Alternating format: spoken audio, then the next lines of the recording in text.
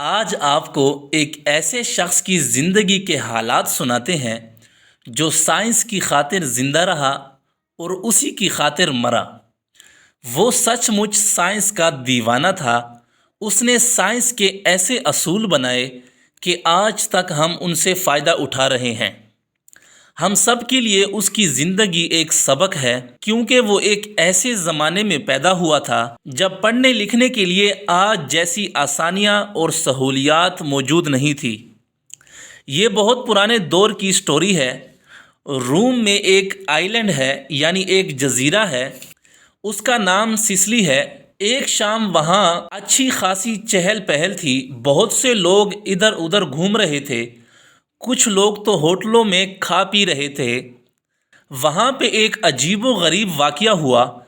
لوگ دیکھ کر خاموش ہو گئے اور حیرت میں پڑ گئے کہ ایک شخص اپنی دھن میں مگن ساری دنیا سے بے خبر چلاتا آ رہا ہے۔ اس کی حالت یہ تھی کہ وہ کپڑے تک پہننا بھول گیا تھا۔ کچھ لوگ اسے پاگل سمجھ رہے تھے اور کچھ لوگ دیوانہ، لیکن اکثر لوگوں کا خیال تھا کہ یہ ٹھیک ٹھاک انسان ہے۔ اس دن تو کسی کو یہ معلوم نہ ہو سکا کہ یہ آدمی کون تھا۔ اگلے دن لوگوں کو پتہ چلا کہ یہ تو ایک عظیم سائنسدان، میتھمیٹیشین اور ایک انجینئر ارشمیدس تھا، جس کے بنائے ہوئے لاز اور اس کے اصول آپ نے اپنی کتابوں میں شاید پڑھے ہوں گے۔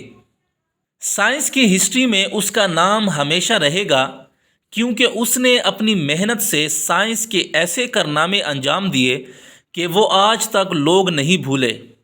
میتھمیٹکس اور سائنس کے ایسے اصول بنائے جن پر بعد کے سائنسدانوں نے بڑے بڑے کام کیے۔ موجودہ سائنس ارشمیدس کی خدمات کو فراموش نہیں کر سکتی۔ عظیم سائنسدان ارشمیدس سسلی کے شہر سیراکیوز میں پیدا ہوا۔ ارشمیدس کو وہاں کے بادشاہ کی سرپرستی بھی حاصل تھی۔ ایک دن بادشاہ نے اپنے لیے ایک سونار سے ایک تاج بنوایا، لیکن جب تاج بن کر آیا تو بادشاہ کو یہ شک ہوا کہ یہ تاج اصلی نہیں ہے۔ بادشاہ سونار کو سزا دینا چاہتا تھا، لیکن بادشاہ یہ ثابت نہیں کر سکتا تھا کہ واقعی یہ تاج اصلی ہے یا پھر نقلی۔ اس لیے وہ پریشان تھا کہ کیا کیا جائے۔ آخر کار بادشاہ نے یہ کام سائنسدان ارشمیدس کے ذمہ لگایا، جو اس زمانے میں میتھمیٹکس یعنی ریاضی کا استاذ مانا جاتا تھا۔ ارشمیدس تاج کو دیکھ کر سوچ میں پڑ گیا۔ ارشمیدس اس معمولی اور چھوٹے سے کام کو سائنس کی روشنی میں کرنا چاہتا تھا۔ ایک دن جب ارشمیدس پانی کے ٹب میں نہا رہا تھا تو اسے یہ خیال آیا کہ ٹب میں نہاتے وقت ہمیں اپنا جسم ہلکا محسوس ہوتا ہے۔ وہ یہ چیز ہمیشہ سوچتا رہتا اور ہمیشہ وہ شہر کے باتھ روم میں جاتا اور کافی دیر تک یہ ایکسپیریمنٹ کرتا۔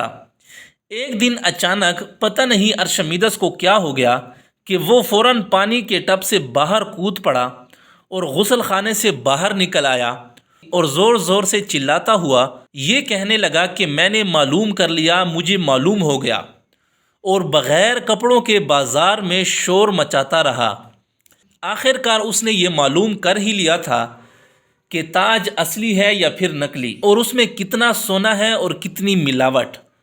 گھر پہنچتے ہی ارشمیدس نے پھر وہی تجربہ کیا اور اس نے کہا کہ کوئی جسم پورے یا پھر آدھے یعنی جزوی طور پر جب پانی میں ڈبویا جاتا ہے تو اس جسم کے وزن میں کچھ کمی پیدا ہو جاتی ہے، اور اصل میں جسم میں ہونے والی یہ کمی اس پانی کے وزن کے برابر ہوتی ہے جو اس جسم کے ڈوبنے کی وجہ سے اپنی جگہ سے ہٹ گیا تھا۔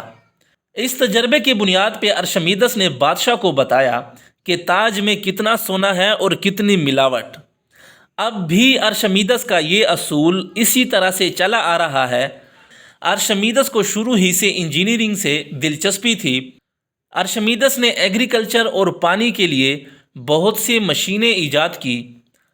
ارشمیدس نے ایک مرتبہ یہ کہا تھا کہ اگر مجھے اسپیس یعنی خلا میں کھڑے ہونے کے لیے جگہ دی جائے اور اس کی مرضی کے مطابق لمبائی کا راڈ دیا جائے تو وہ ایک انگلی کے زور سے پوری زمین کو اٹھا سکتا ہے۔